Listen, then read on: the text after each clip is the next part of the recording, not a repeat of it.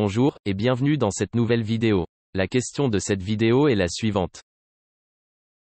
Quel nombre entre 1 et 10 est le moins susceptible d'être choisi par une personne au hasard?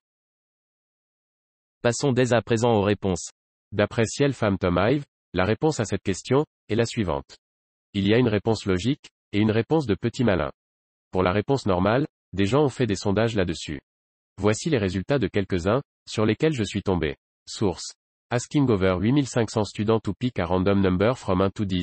OK. Source.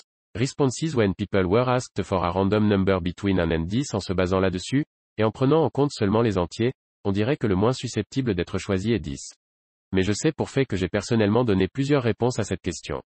J'aurais répondu avec pi, tilde 3.14, clairement un nombre entre 1 et 10, mais la plupart des gens n'y pensent pas. Moins communément, j'aurais pu dire tilde 2718.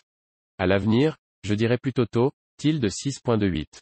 Donc, je dirais que tous ces nombres sont les moins susceptibles d'être choisis contre tous les entiers, mais toujours dans le domaine du possible.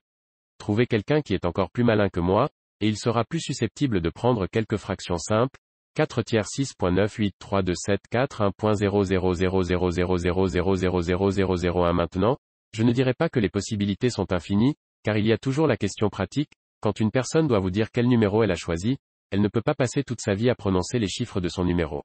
Mais c'est encore un grand nombre de possibilités. Quelqu'un qui en saurait plus sur la psychologie que moi pourrait probablement pousser plus loin cette analyse et identifier quelle fraction serait plus ou moins susceptible d'être choisie au hasard, mais on est déjà en train de s'enfoncer dans les mauvaises herbes des possibilités. Donc, en ce qui concerne les entiers, 10 semble être le moins probable.